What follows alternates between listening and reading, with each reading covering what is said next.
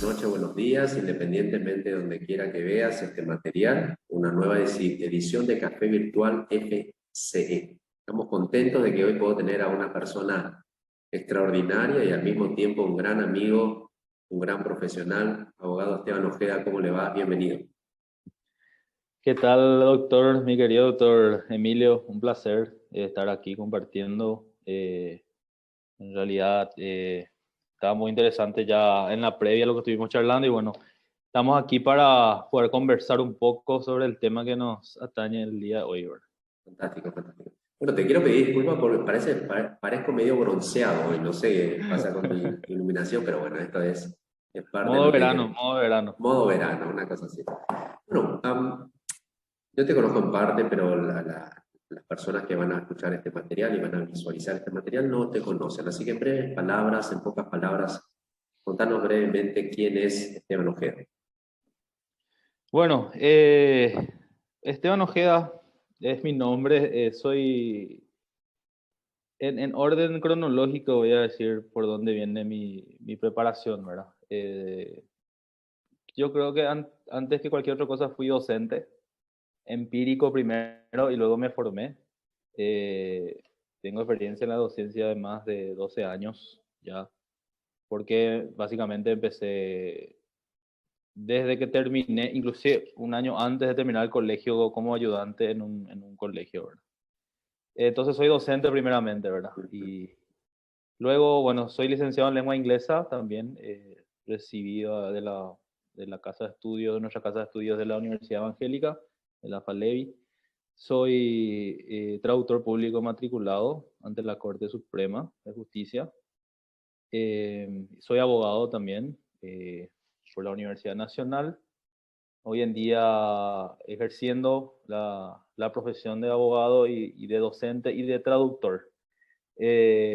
Soy socio fundador de la firma Counselex, que es donde hoy en día estábamos trabajando con los colegas, donde justamente nos dedicamos al asesoramiento corporativo y acompañamiento en general, ¿verdad? Eh, Básicamente eso en cuanto a lo profesional, si vamos a describir un poquito algunas curiosidades, soy músico también, así que bueno, en eso andamos. Espectacular, le decía Esteban. Hoy estamos cartón lleno, porque tenemos un profesional con tanta capacidad y tanta competitividad que es fantástico. Así que daría para hablar 10 café virtual contigo, Esteban. A la Estaríamos pinta, hablando de ¿no? varios temas, ¿eh? Muchas gracias y a las órdenes para cuando quieras. Bueno, lo que hoy queremos conversar tiene que ver con justamente el asesoramiento legal y los negocios. Muchas veces se piensa de que la empresa es una cosa y pensamos recién cuando tenemos un problema que solucionar, pensamos en un asesoramiento legal. En pocas palabras, ¿podrías decirnos qué es asesoría jurídica empresarial o afines? Algo similar. ¿Cuál es el concepto? ¿Cuál es la importancia de esto? Bueno, la asesoría en sí justamente implica eh, un aconsejamiento y acompañamiento profesional, ¿verdad? No hablamos de pareceres o de solamente opiniones, sino que dentro del ámbito profesional eh, uno puede ofrecer esa asesoría y ese acompañamiento que te va a permitir a vos como empresario, como emprendedor, eh, tomar las decisiones correctas básicamente. El objeto es tomar decisiones correctas que te ayuden a evitar problemas, a prevenir problemas. Y en caso de que vengan algunos que otros problemas, porque no estamos exentos al 100% de esas situaciones, estar preparados para poder responder o defendernos, ¿verdad? Entonces, lo que busca la asesoría empresarial es preparar a la empresa, al emprendedor, primeramente para estar en el cumplimiento desde el punto de vista legal de las leyes y los requerimientos, ¿verdad? De todas las instituciones que controlan su actividad comercial. Entonces, básicamente lo que queremos hacer siempre es prepararle a esta persona que está al frente para que pueda estar tranquilo. ¿En qué sentido? En que está cumpliendo con las reglamentaciones, en que si mañana viene una visita de algún ministerio, por ejemplo, te cae el Ministerio de Trabajo, yo esté en regla con las documentaciones que tenga que tener de manera obligatoria. Te cae el IPS, te cae la SED, etcétera, etcétera, etcétera. Cada ámbito obviamente es un mundo aparte y una especialización aparte, pero bueno, básicamente buscamos que la empresa pueda estar preparada. Decías bien hace rato que de manera preventiva una empresa puede, digamos, adquirir un servicio de asesoramiento jurídico como para justamente prepararse ante cualquier eventualidad, ¿verdad? Seguramente estatutos, registro de marcas, de repente una propiedad intelectual, porque si hay alguna producción propia, alguna fórmula. Todo eso forma parte de este acompañamiento, como bien decías, que un abogado o un equipo jurídico realiza al empresario.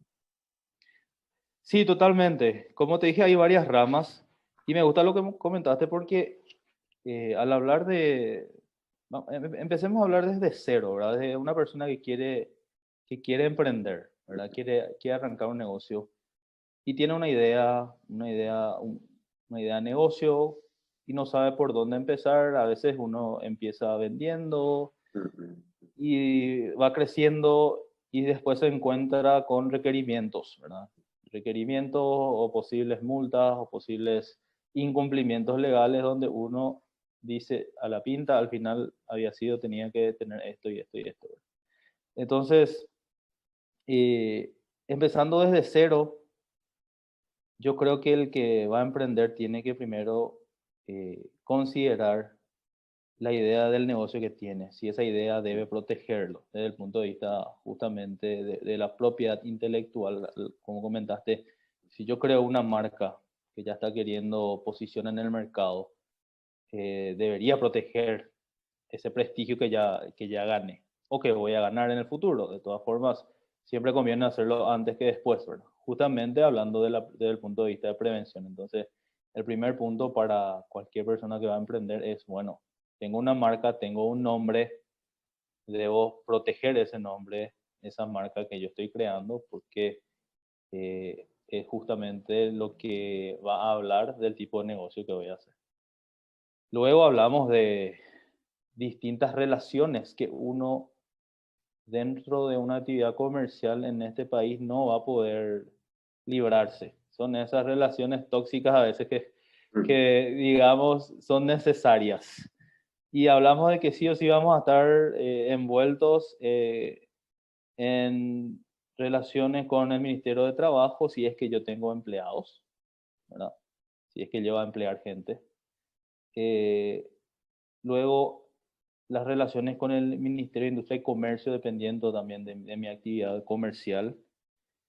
Las relaciones con el fisco, con la SED, ¿verdad? Con Hacienda, donde todos somos sujetos obligados hoy en día de declarar justamente nuestros movimientos comerciales, inclusive en nuestras relaciones con el municipio, ¿verdad? Desde la patente comercial y no podemos dejar de hablar de las relaciones comerciales y personales con nuestros clientes, donde muchas veces la gente realiza ciertas operaciones económicas y no se documenta o bueno, de alguna manera se relaja porque siempre le funcionó de una manera y llega un inconveniente cuando un cliente ya no le quiere pagar, se desaparece y bueno, ahí lo voy a llamar al abogado para ver qué vamos a hacer y había sido no teníamos ninguna documentación que respalde esa operación, entonces yo no puedo o estoy muy limitado a la hora de poder exigir un cobro, ¿verdad?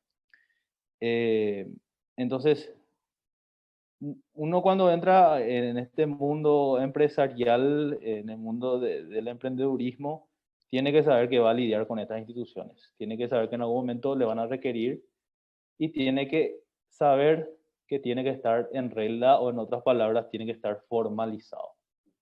Te tiro un ejemplo. Poca gente conoce lo que es la cédula MIPYMES. Ujú. Entendemos que están nuestros tipos de empresas con las características de acuerdo a la cantidad de empleados y a facturación, ya sea micro, pequeñas o medianas. El gobierno ha creado un programa justamente para poder apoyar a este tipo de empresas. ¿Por qué? Porque el mayor movimiento económico del país hoy en día está en este tipo de empresas, las micro, pequeñas y medianas. Entonces, el gobierno ofreció esta posibilidad para que esta gente pueda formalizarse. ¿Qué significa formalizarse? Inscribirse como tal, registrarse ante el Estado paraguayo como una empresa. Y hay un sinfín de beneficios, por ejemplo, en esta obtención de una cédula MIPYME. Por ejemplo, de pagar un salario menor al salario mínimo mensual en caso que yo tenga empleados. La ley me habilita a mí, si yo obtengo esa cédula MIPYME, por ejemplo, a pagar un salario menor del que estábamos obligados el resto del mundo, por decirlo así. O sea, yo por tener solamente esa cédula MIPYME por un periodo de 2 años aproximadamente, yo puedo optar por pagar un salario menor. Es uno de los beneficios. Tenemos beneficios, por ejemplo, en exoneración de multas, en capacitaciones permanentes. Y es, vamos a decirles, uno de los tipos de empresas que yo, vamos a decir de alguna manera, a lo que me puedo dedicar y una formalización, vamos a decir, distinta a las demás, ¿verdad?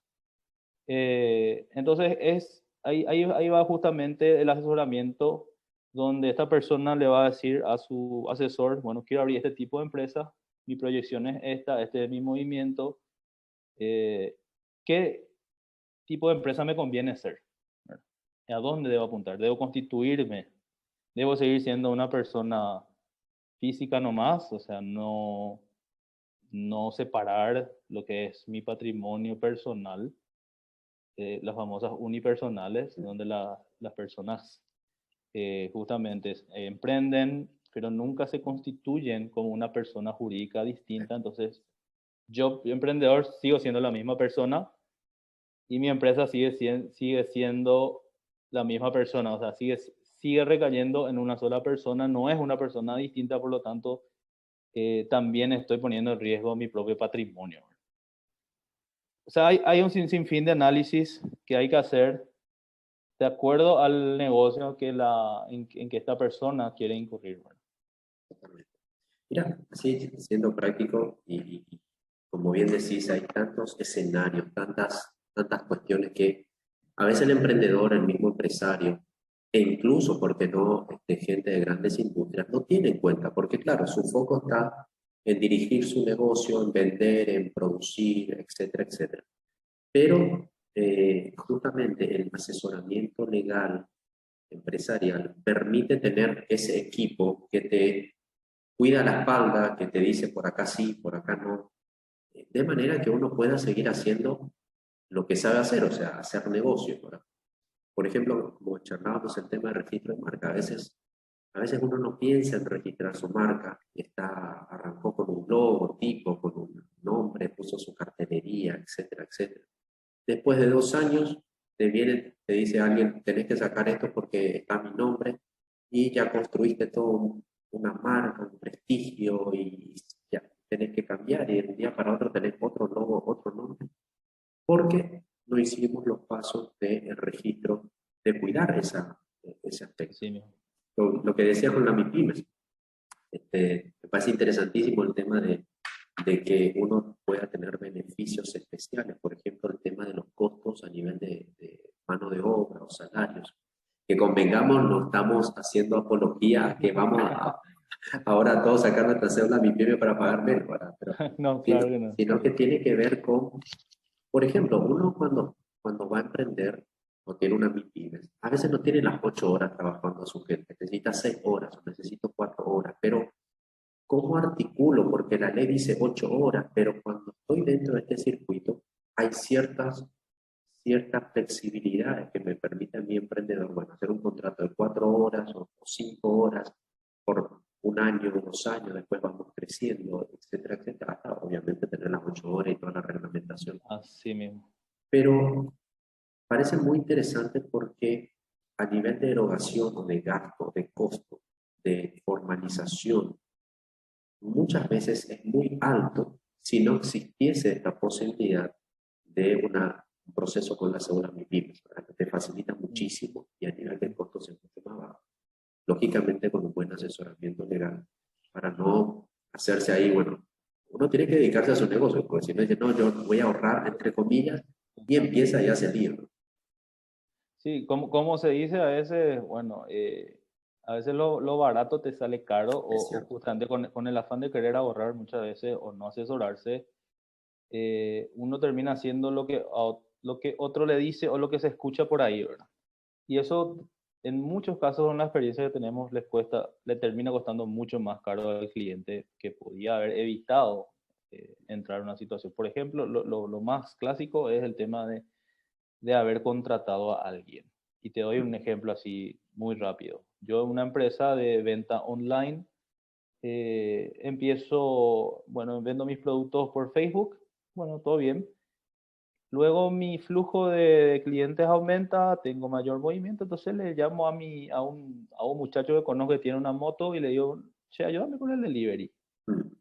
Perfecto, y yo estoy empezando como empresa. ¿Qué pasa? Este delivery empieza a hacer el trabajo, gana su comisión. Y te doy un ejemplo que Dios no quiera que pase, ¿verdad? Pero no podemos estar exentos a eso. Bueno, se accidentan en una moto y entran los problemas. ¿Quién va a cubrir eso?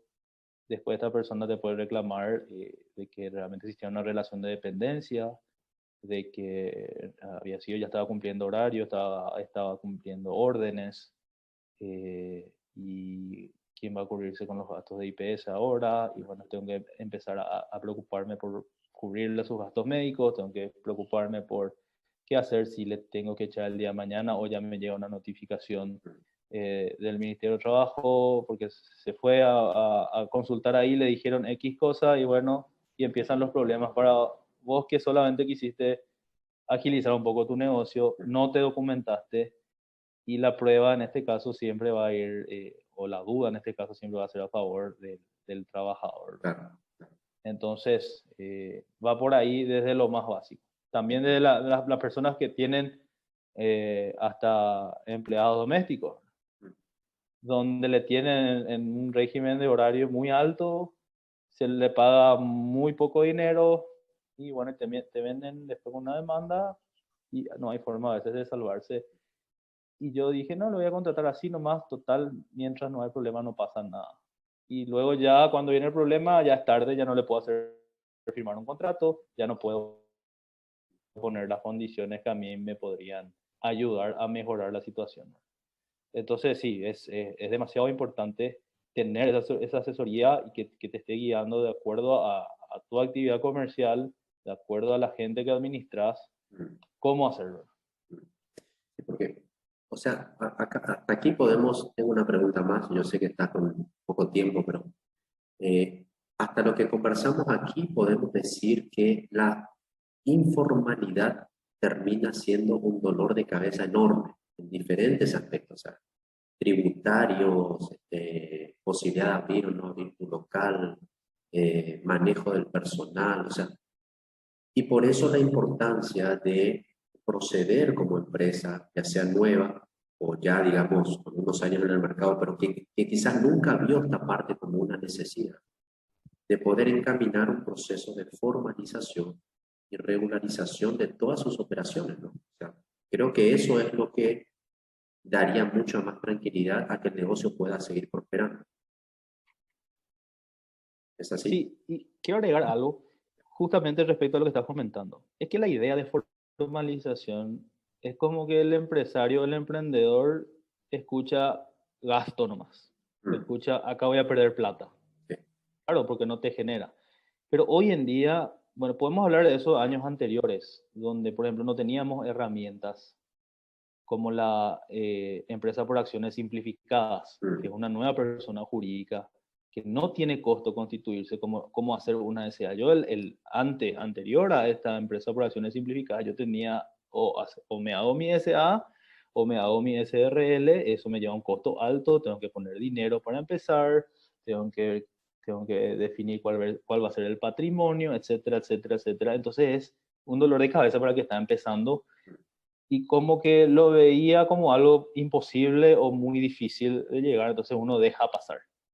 Pero hoy en día ya no hay excusas. Con esta nueva persona jurídica que estoy hablando, de la empresa por acciones simplificadas, uno hace todos los trámites de manera online, no tiene costos y sale rapidísimo. No como una SA que tengo que inscribir en registros Claro. públicos, que después tengo que llevar algo así al tesoro, que algo así al tesoro no le gustó mi estatuto, me hace una observación que después tengo que publicar, etcétera, inscripción en la SED. Y con esta empresa por acciones simplificadas, todo se hace online, voy a salir como una empresa, una persona jurídica distinta, ya salís con tu RUC nuevo, o sea, ya estás inscrito en la SED, ya estás operativo. Entonces, hoy en día ya no es una excusa como antes, ¿verdad? Antes sí, hacer una SA era un dolor de cabeza, era mucho dinero. Hoy sí me conviene formalizarme porque hoy en día tenemos que entender que hay un cruzamiento de datos también de todas las instituciones. Todo se informatizó, entonces la IPS se cruza datos con el IPS con la SED, que la SED con el Ministerio de Trabajo, Ministerio de Trabajo con IPS, etcétera. Entonces, si ven, por ejemplo, ponele que yo no tenga empleados, pero mi facturación es alta como empresa unipersonal, la SED le comunica eso a IPS y IPS dice, pero ¿por qué te factura tanto? Este sí o sí tiene que tener empleados, ya te envía una notificación. Tenés que tener empleados o justificar por qué no tenés nadie inscrito. Y así empiezan. Entonces, hoy en día realmente nos sale mejor formalizarnos. Hay maneras de hacerlo, hay maneras fáciles de hacerlo y es el mejor camino, yo creo. Espectacular. Y ahí uno camina seguro, ¿verdad? Camina seguro, se dedica a lo que tiene que dedicarse, que es el crecimiento del negocio. Así Esteban, mismo. para ir cerrando, al momento de elegir un asesoramiento legal, un servicio, ya sea un abogado, ya sea un estudio, ¿qué recomendaciones darías a tener en cuenta? O sea, ¿qué tiene que mirar el empresario o el emprendedor al momento de seleccionar a un bufete o a un abogado en particular? Bueno, nosotros entendemos que este tipo de trabajo de asesoramiento que nosotros ofrecemos es una cuestión de confianza.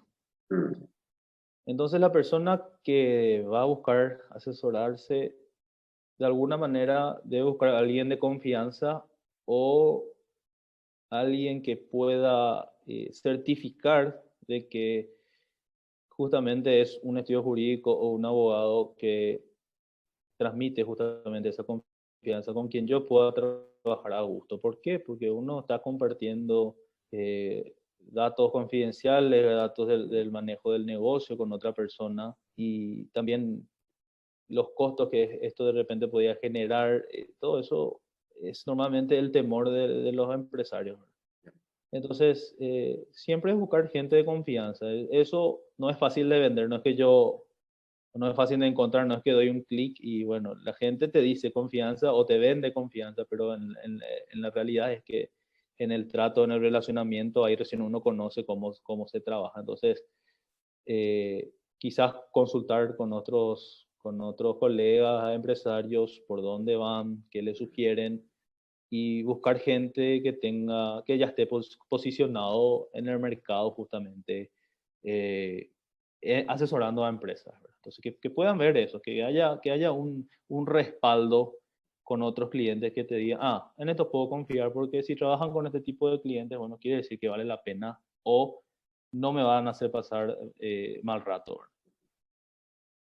fantástico, me parece interesante porque a veces uno agarra y dice, che, necesito un estudio jurídico para, no sé, registrar mi marca o tengo que hacer contratos laborales, tengo que formalizarme, nunca hice contratos laborales con el Mm, equipo, en mm, fin, X cosas. Agarra y entra a, no sé, redes sociales y mira, estudio jurídico, ya llama, ya contrata. O una página web y dice, che, está linda esta página web, parece serio y a veces ese tipo de reacción así sobre el momento emocional, sin calcular adecuadamente, terminaste costándote caro, ¿verdad? Porque al final no sabes quiénes son, no sabes cómo trabajan, y uno ya entró en una relación de dependencia con ese estudio jurídico y se complica. Entonces, me parece muy acertado lo que comentas de que acá tiene que priorizarse la confianza.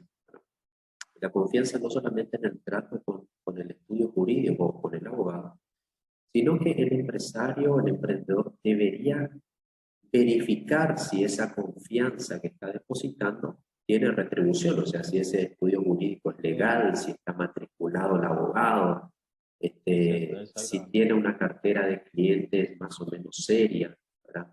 Y antigüedad con esos clientes. O sea, hay que, así como toda inversión, esto es una inversión que necesita sabiduría y Así elegir mismo, lo mejor posible, ¿no? así mismo, así mismo. Y por lo que decís, porque hay trámites que te llevan mucho tiempo. Hablando del registro de marca, te lleva mínimamente 10 meses. Y uno le paga al abogado y no sabe nada a veces si es un estudio jurídico que está o un abogado que te hace el trámite, no te informa nada, después te llegan los 10 meses y te sale con la historia de que se abandonó tu marca o no salió o se protestó. Se Entonces te por fue el ahí va la tiempo, mano. se te fue el tiempo. Así mismo, así mismo. Muy bien, Esteban. Para cerrar esta nota, después adelanto, quiero hacer otra nota contigo que tiene que ver con idiomas, porque estás en el tema del inglés también, un tema fantástico. Seguramente en un rato charlamos sobre eso en otra nota. Eh, ¿Qué recomendaciones darías a estudiantes de carreras universitarias y a propietarios de negocios respecto a la importancia de las leyes y de alguna manera esta formalización? Primeramente que tenemos que aceptar que tenemos que formalizarnos. Por ahí va el primer paso. Aceptar de que es un mal necesario, de que necesito tomar los recaudos desde el inicio porque me conviene. Realmente a la larga me va a convenir. Por todo lo que estuvimos charlando, ¿verdad? Entonces, aceptar eso y buscar asesoramiento. Hoy en día, realmente, si se ponen a investigar, el gobierno pone diferentes plataformas. Por ejemplo, le recomendaría a un emprendedor, a un estudiante, que ingrese a la página del Ministerio de Industria y Comercio o mipymes.gov o algo así. Está y van a encontrar una guía así completa, pero desde cero, de cómo hacer. Te va a hablar ahí también de la cédula de mi pymes. Hoy en día tenemos todo al alcance de un clic. Si no pueden pagar un asesor, empiecen por ahí, empiecen por lo básico. Entonces, no se relajen en ese sentido porque más tarde le puede costar más dinero.